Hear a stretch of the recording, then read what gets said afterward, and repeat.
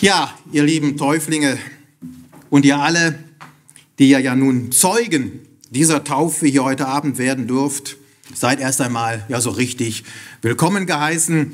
Und bevor ich uns noch entsprechend auch ein Wort weitergeben möchte, auch hinführend zu dieser Taufe, möchte ich auch noch kurz mit uns beten.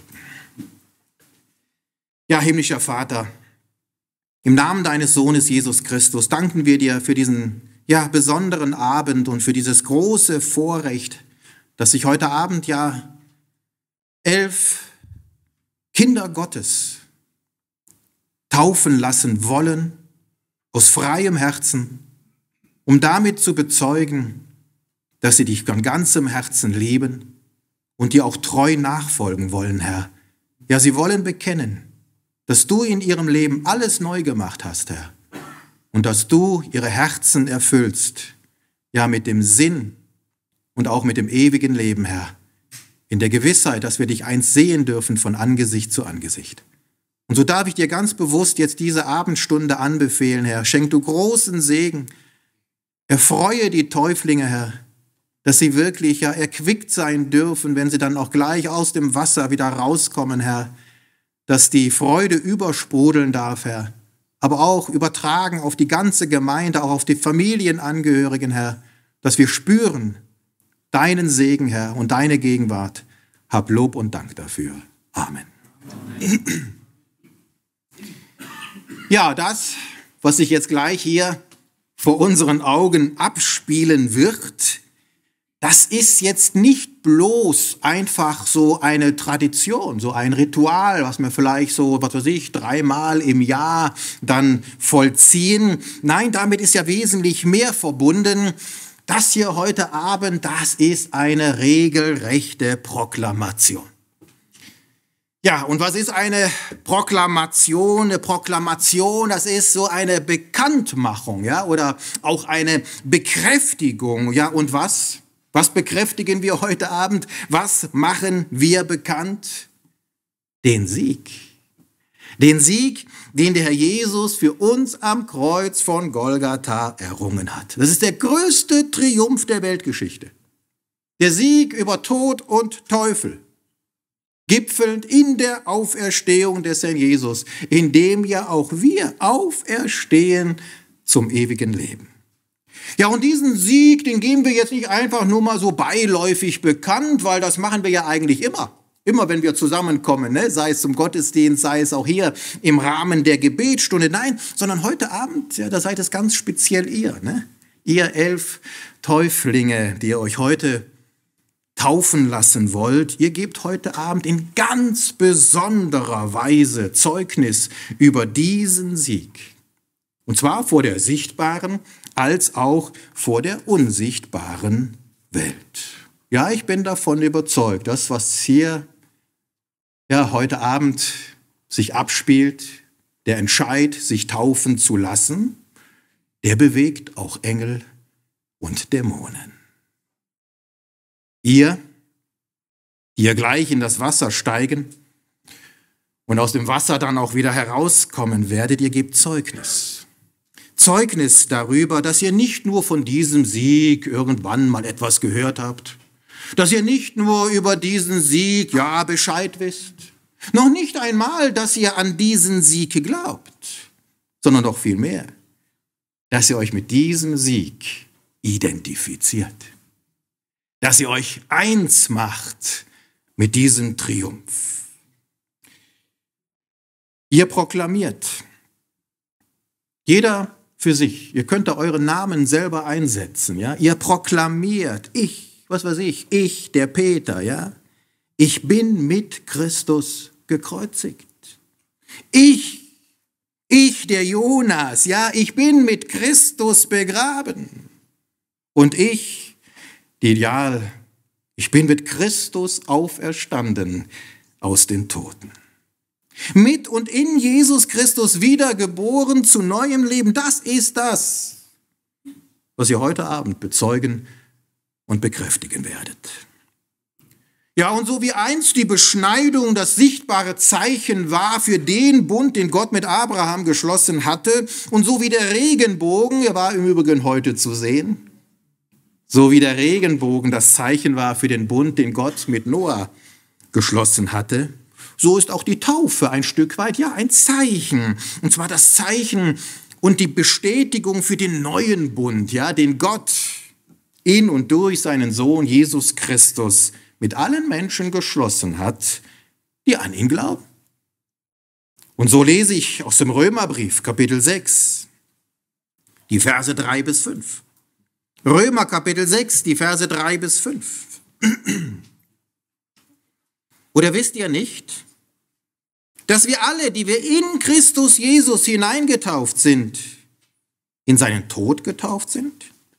Wir sind also mit ihm begraben worden durch die Taufe in den Tod, damit gleich wie Christus durch die Herrlichkeit des Vaters aus den Toten auferweckt worden ist, so auch wir in einem neuen Leben wandeln. Denn wenn wir mit ihm eins gemacht und ihm gleich geworden sind in seinem Tod, so werden wir ihm auch in der Auferstehung gleich sein. Ist doch herrlich. Und wenn hier in diesem Textabschnitt von einem neuen Leben die Rede ist, ja, dann bezeugt ihr, ihr 11 Täuflinge hier heute Abend, eben mit diesem euren Wunsch, euch taufen zu lassen, ja, dass auch euer altes Leben abgestorben und neues Leben entstanden ist. So wie es dann auch hier weitergeht in Vers 6, Römer 6, Vers 6. Wir wissen ja dieses, und da muss ich jetzt jeden einzelnen von euch fragen, ja, wisst ihr das auch, ja? Wir wissen ja dieses, dass unser alter Mensch mitgekreuzigt worden ist, damit der Leib der Sünde, das ist immer unser alter Mensch, ne? Dieser Leib der Sünde, der von der Sünde infiziert, durch und durch verdorben ist, unser altes Leben, dass der Leib der Sünde außer Wirksamkeit gesetzt sei, so, dass wir der Sünde nicht mehr dienen.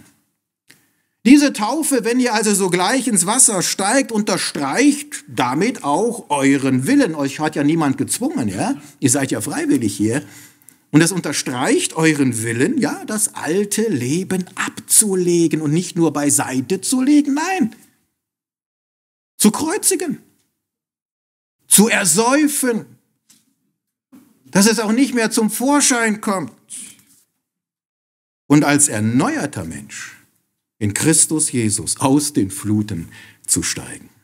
Und so ähnlich drückt es ja auch der Epheserbrief aus, in welchem es heißt, ich fasse das mal zusammen, Epheser Kapitel 4 ab Vers 22, dass ihr, was den früheren Lebenswandel angeht, den alten Menschen abgelegt habt und dem gegenüber den neuen Menschen angezogen habt, der nach Gott geschaffen ist in wahrhaftiger Gerechtigkeit und Heiligkeit.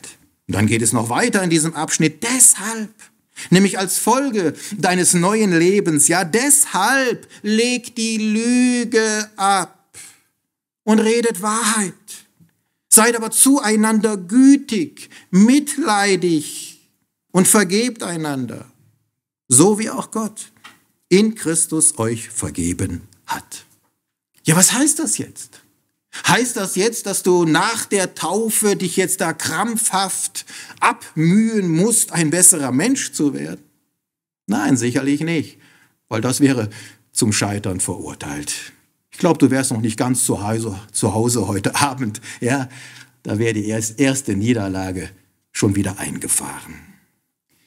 Nein, du musst dich nicht abkrampfen, abstrampeln, um jetzt ein besseres Leben zu führen. Aber du bezeugst heute Abend mit deiner Taufe, dass du ja in Jesus Christus ein besserer Mensch bist.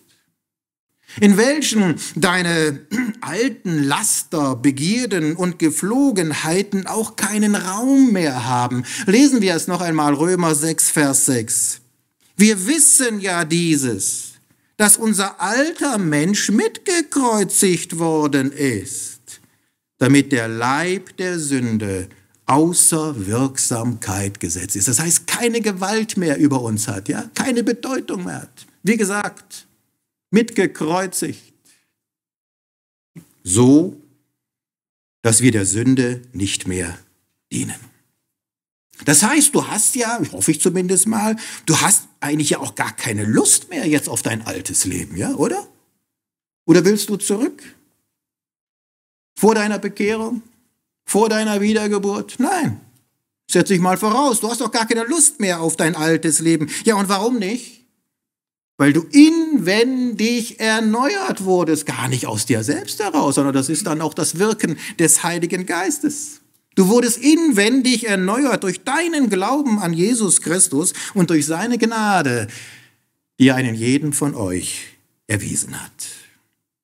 Du bist also nicht aus dir selbst heraus besser geworden, sondern in Jesus besser gemacht.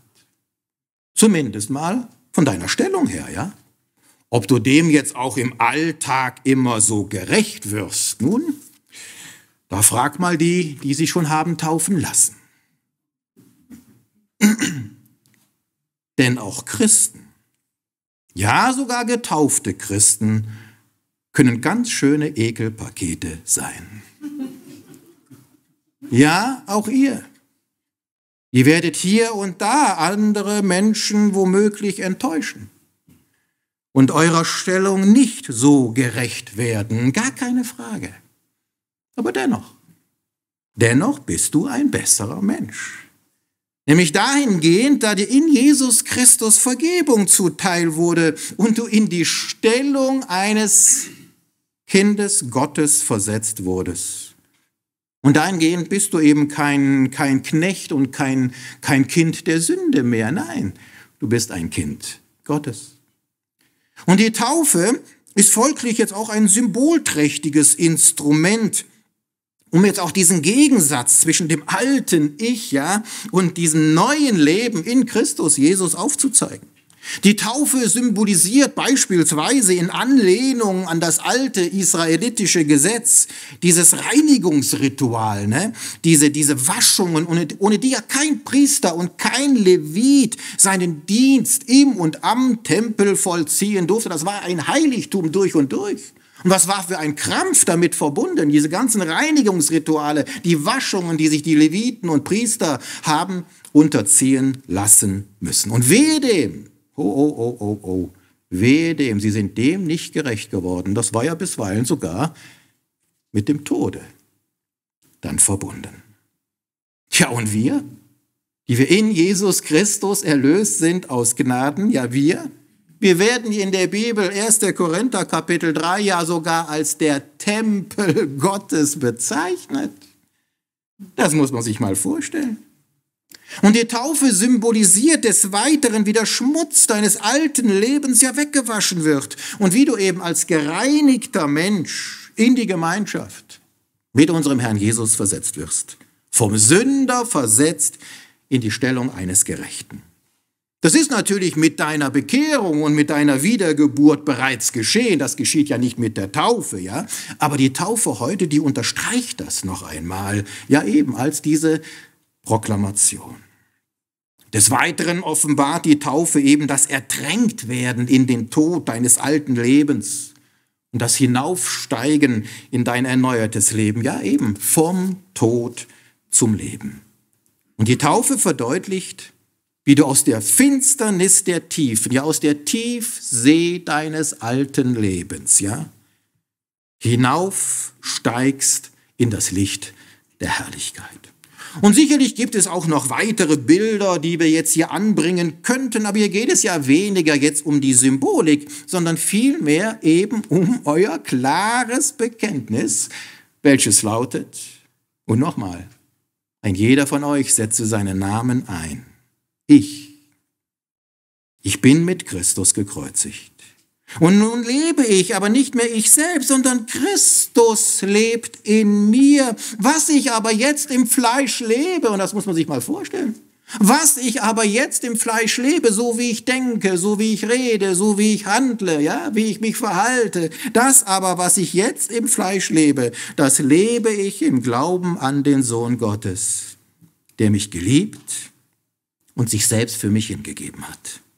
So hat es Paulus einst bezeugt, nachzulesen im Galaterbrief Kapitel 2. Und so, oder zumindest mal so ähnlich, werdet auch ihr es heute Abend bezeugen. Dadurch, dass ihr euch irgendwann einmal ganz bewusst für ein Leben mit Jesus Christus entschieden habt und diese Entscheidung heute Abend mit eurer Taufe unterstreichen, bekräftigen, proklamieren und bezeugen werdet. Und ich glaube, es sagen zu dürfen, dass es uns allen ein großes Vorrecht ist heute Abend, dass wir Zeugen dieser eurer öffentlichen Proklamation werden dürfen über diesen triumphalen Sieg des Herrn Jesus. Und dahingehend danken wir euch, dass wir daran teilhaben dürfen. Und wir gratulieren euch und wünschen euch von Herzen Gottes reichen Segen als Teilhaber dieses Triumphes, den der Herr Jesus für euch und für uns errungen hat. Amen.